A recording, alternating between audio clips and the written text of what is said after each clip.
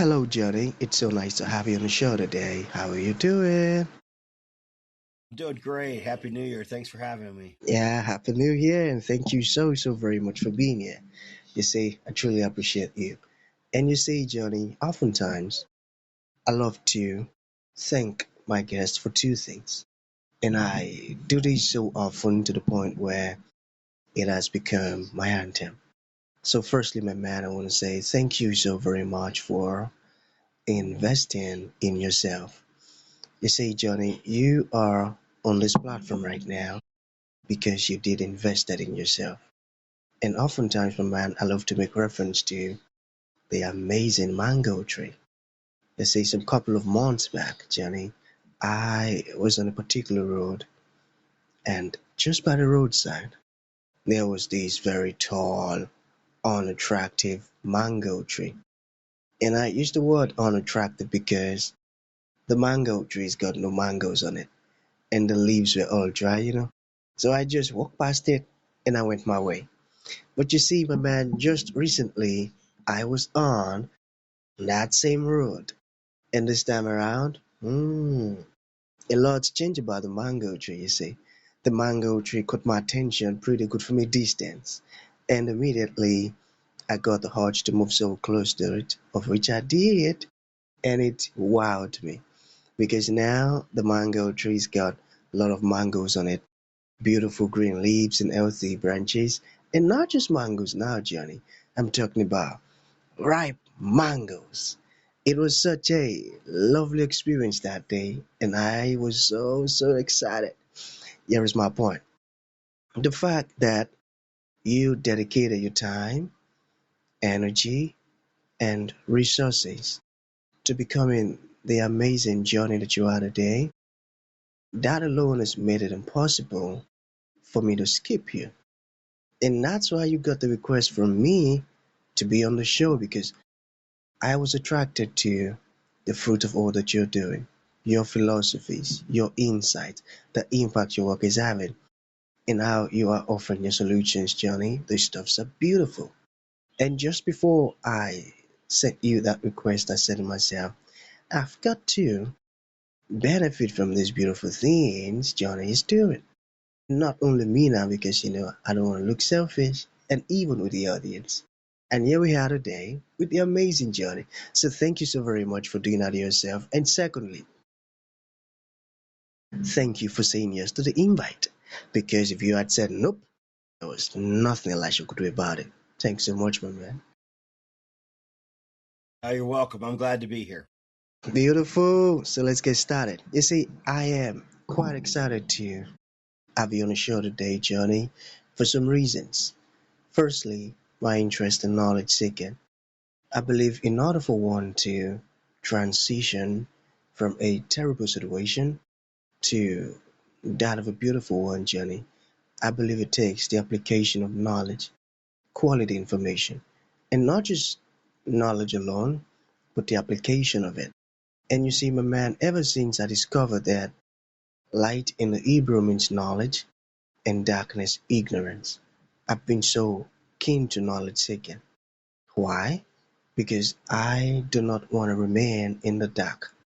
So that's going to make our conversation today very important to me and even to the listeners. And the second reason why I'm excited to have the incredible Johnny on the show is for the sake of the audience. You see, my man, we live in an age where information is as abundant as grains of sand. We've got lots of information flying out there. So those folks trust me for quality, eye-opening, and very important information, of which I am totally convinced, my man, that our conversation is going to be insightful and impactful. So, for that reason, Johnny, let's get started with your introduction. Talk to us about your personal or your professional journey, because right now we are so curious. We want to know how Johnny got here. Then, afterwards, I've gotten some beautiful questions for you. Okay, my man, over to you. My name's Johnnie Gilpen. I currently work as a pediatric emergency medicine physician assistant at the Oklahoma Children's Hospital in Oklahoma City, Oklahoma. I'm married to a beautiful woman. Her name is Leslie Ballinger, Dr. Leslie Ballinger. We have a couple of amazing kids, Kyle and Madison, and our dog Harley, um, which I think we're not sure. Harley's probably our favorite kid, the dog. We live here in Oklahoma. We love outdoor work. We love to be outdoors, whether it's in the mountains or on the ocean or just hiking, fishing, uh, camping. We do a lot of that stuff. I spent a lot of time. I'm a former U.S. Navy FMF corpsman, which is a combat medic for the Navy. I was assigned to 2nd Battalion, 8th Marines. I spent a lot of time working with veterans and first responders. This is my 30th year in medicine, some way, form, or fashion. But my goal, my passion is mental health and working with veterans and first responders and healthcare workers in trying to keep them, decrease suicides among first responders and veterans. And so that's kind of my goal, my passion. That's kind of me in a quick nutshell. My life's an open book. Be glad to answer whatever questions or go in deeper in any part you'd like to go talk about. Amazing. And that's a great one you're doing in that healthcare space, I tell you. And it's beautiful to see the impact your work is having. So let's begin the first question from there, okay? So, how can healthcare workers build resilience? Of course, resiliency comes from every time. It's not something that just happens. You can't just read a book. You can't go to a class. Resiliency is not. It's kind of like the guy who throws a 98-mile-an-hour fast pitch. He didn't become able to throw a 98-mile-an-hour fastball just one day at a time. It was practice over and over and over and over again. And so resiliency comes from getting up and doing, it's practice over and over and over again, doing same thing. So it's a skill set. It's no different than, practicing any kind of your medicine skill sets that we do, starting IVs or intubations, or it's no different than the carpenter, who's practicing cutting, trimming his house, or, the painter or whatever. It's a skill set. And so you have to seek it out. You have to understand what it means. And one of the main skill sets of resiliency that I found is having what we call a foxhole buddies. In the military, a foxhole is a fighting position. It's usually 2 to 3 men that are together that form a position, and it's a protective position to fight. And so there's a 1943 Army manual that talks about the 3-man foxhole and talks about it's the best fighting position because one guy can be on watch looking around for security. One guy can be resting. And I use guy as a general term for men and women.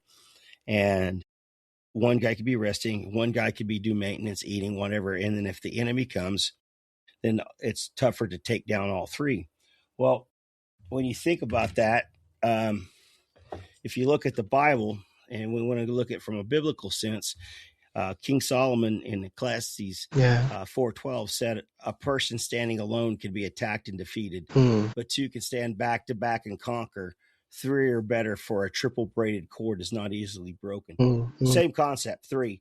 So resiliency, the first deal is who are the other two people in your foxhole? Who are those two people that when times get bad, you can call? Because a lot of times, yesterday we lost a young 1-year-old at work.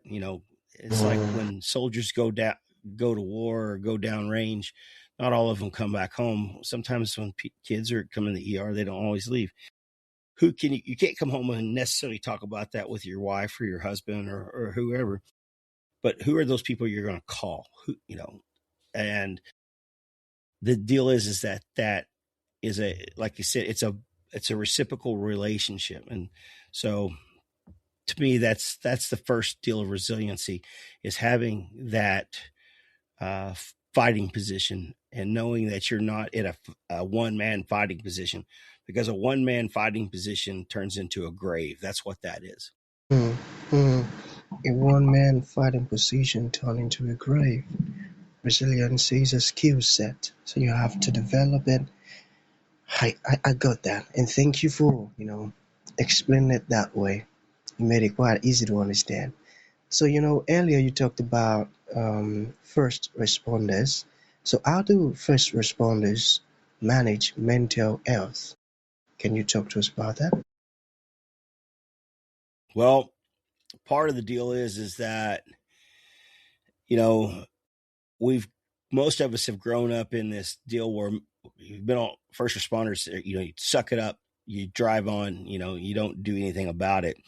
And that's the problem, is that we keep it all inside. And that's why 1% in the United States, 1% of all first responders, or 1% of all suicides, are first responders. 58% are police officers, 22% are firemen, 18% are EMS, and 1 to 2% are dispatchers. That's a lot. Somewhere around 500 first responders a year take their own lives. That's a significant number of people who are dying to serve. When you look at it, that's what we're doing. We're dying to serve. Again, we see a lot of horrible things, and same way, we lose one physician a day, twice as likely to be a female. Where do we do with these things? And we have this culture. It's a culture problem, that we don't invest in it. We invest in, HIPAA training. We invest in how to CMEs, but we're not investing in our people. We don't, like veterans, we teach veterans how to go to war. We don't teach veterans how to come home. Same thing with our first responders. So again, we have to take the time to develop resiliency. And for, if you look at first responders, one of the best things you can do is to take care of your own health, your physical health. Working out, we don't do a lot of that. A lot of guys are out of shape. So the gym can be a first response, start with there, get involved in service. If we don't have a mission outside of work, if you're not doing something above and beyond yourself, and then get out in nature, get away from the job. So many guys I know, the job is their life. To give you an example, I had two friends of mine who were helicopter pilots. They flew medevac, air, for life flight. So their job was to pick up patients on the side of the road and fly them to the hospital. Both of them had been military pilots. One, he was a master mechanic. He could fix anything. He could build anything. He was also a veterinarian. He was a true Renaissance man. He had a heart issue, and then all of a sudden he couldn't fly. It didn't change anything, because the helicopter was just a tool for him. It wasn't his identity. I had another friend, same thing, but his whole identity was flying that helicopter. And when he could no longer fly that helicopter, he no longer had an identity. And so what happens, I think, with a lot of first responders and healthcare workers, that is their identity. And same way with soldiers and veterans and lawyers, or it's not just healthcare workers. When people lose when their job is their identity, like, people won't leave work because they feel like if they leave their job, the job falls apart. Their whole identity is their job. And that's where I think first responders' mental health is to figure out and understand that what are you? Well, paramedic is, like for me, my job, I'm a PA, but that's not my identity. I work as a PA. My identity is helping veterans and helping people. Yeah. How I'm able to do that is PA is a avenue for me to make money to do that. Does that make sense? Tell you a lot. It feels so good to hear this coming from you because I was having a conversation with someone just yesterday. I said, your job ain't who you really are. You're not your job. Your job is not your identity. Your purpose is. So getting to hear you say the same thing, I feel excited right now. Thank you, man. That's a beautiful one. So we have two more questions to go. All right. Let's So, go. yeah. So why did you write your wonderful book, Tales from the Green Side? So during the pandemic, uh, there's a lot of bad. I worked in the ER during the pandemic, and when you see a lot of bad things, it was like a combat tour. Basically, you saw a lot of people die. You had to go out into the parking lot and see family members and stuff. And so I stayed involved in counseling and stuff as I've been doing from my veteran aspect. I've stayed involved in it, and they always talk about writing things, and write the bad things down and whatnot. I didn't need to write the bad things down because I know what the bad things are, and again, you know, don't need to come home and tell your family. How do you come home and tell your family that at 7 o'clock this morning, a man died? I had to go out in the parking lot and tell his family, he died. And then at 4:30 in the afternoon, you go out and tell the same son and daughter that their mother died at 4:30, and they're pretty much the same age as you are. It's pretty difficult to come home and tell your family that. So, I started writing several years ago just to write. I didn't know I had a voice, but I became a Warhorse writing fellow, the Warhorse Journal. If you don't know what it is, it's a great avenue for veterans to write reflections. Um, I was selected in 2019 to be a writing fellow, and so I've been able to write 3 reflections, and it's been a great healing avenue for me. And so I started writing. A friend of mine is a cartoonist. There's great cartoons in the book. I said I wrote it for Marines and firemen, so it's got cartoons in it, so they could see the cartoons. But he drew these cartoons back when we were in the military, and so I took and made. We had stories. Those cartoons are based on actual events and people and things we knew, and so I just started writing the good things that there's plenty of books out there about the bad things and the serious things in the military, but very few things about the good times, the funny Mhm. things in life. And uh, a sea story and a fairy tale. In the Navy, there's a thing called a sea story. And the difference between a fairy tale and a sea story, a fairy tale starts out once upon a time, and a Navy Marine Corps sea story starts out, well, there I was. Um, so it's, I changed the names to protect the guilty. A buddy of mine, the main character in the book, his name is Stanley, and it's named after a buddy of mine. And this buddy of mine, I was talking to him, and his wife read the book, and I said, "Well, what'd she think of the book?" And he said she came out, looked straight at me, and said, "Please tell me you're not Stanley." So she knew exactly who the character was. So I wrote it for my. It was a healing factor.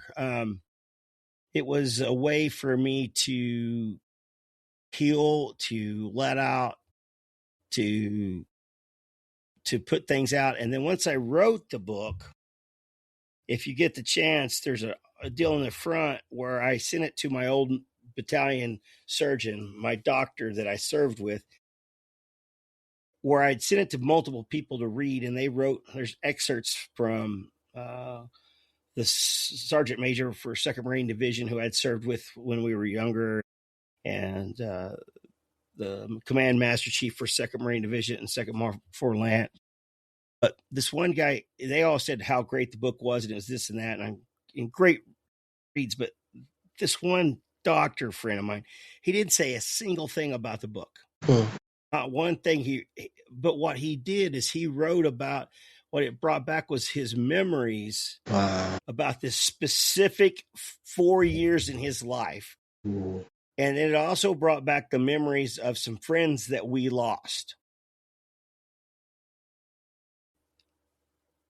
At that point, I knew I had done more than just, it was healing for me, but it was healing for him. And so when I put the book out, and you could read, of course, there's a couple of people who thought it was a bad book, but there's always that people. But the majority of the people who read it, one guy said, well, now I could give it to my family and they can understand the babble coming out of my mouth. But I had a lot of Vietnam vets who read the book. And one guy that I knew, he said the first time in 50 years, he felt like he could talk about his service. Wow. So for Amazing. me, writing the book was a healing for me. Yeah. But I think it was God. First time I felt like God was driving me to do something, and it became healing for other people. Amazing, I tell you. This is so beautiful. And it just reinforces what I've always believed. That trapped inside of us is a unique potential that this world desperately needs. Now imagine you didn't write that book. Those people that are benefiting from it greatly, they might not. So thank you so very much for doing that, and I appreciate that. So to bring this to an end, Johnny, what would you like to leave the audience with, like a final thought? And to those individuals who like to reach out to you, learn more about the wonderful stuff you're doing, make a purchase of your book or get your materials or even ask you questions, how can that be possible? They could reach out to me at Johnnie, JOHNNIE at JohnnieGilpen.com. That's JohnnieGilpen.com. What I like to think about is when I tell my students, when I'm working with patients, I always say part of your deal is take care of your patients. The other half is take care of their family. But most of all, be a good human, right? That's the number one thing. Always be a good human. But as we go through in life, one, find that foxhole, buddy. Don't spend your life in a one-man fighting position. Find that three-man foxhole. The other aspect is the summits in your life. We focus on the bad things in our life. We always, if I ask you to write the 10 worst things you did in your life, you can write that down in about a minute. But if I ask you to write 6 of the Rocky moments, everybody's seen the movie Rocky. Where's that point where you're down on the mat and everybody's telling you to stay down? But where's that moment you crawled up the ropes and then, Apollo Creed turns around and looks at you and goes, oh, hell, remember those moments in your life, write them down, stick them on the wall. And every time you have one of those, write them out, put them in a jar. I call it the cookie jar. Remember those things. That helps us be a good human. If somebody calls you, somebody's down, always answer the phone. And my wife reminded me of this the other day, and I almost didn't. Sometimes I get caught up. You're tired, you're worried, but you never know when that friend or somebody's going to need you. Always be there for people. Who's going to know if this conversation is going to ask us lead? You never know where it's going to lead. You never know. It's all about community and building relationships. Somebody asks if you're in your job or whatever else. Somebody asks you to take a class. I don't care if it's underwater basket weaving. Take the class. Go to a class. Go to lunch with the people you're in. If it's a 2-day class, go to dinner with them. 10 years from now, you're not going to remember anything about that class. But if you cultivate that relationships with those people, that's that Rolodex of friends and family and people. 10 years from now, I might call you up and say, hey, I need, something this, or, I'm working on a project now with something like my book. The guy who drew the drawings, somebody I've known for 30 years. It's a relationship that I made 30 years ago.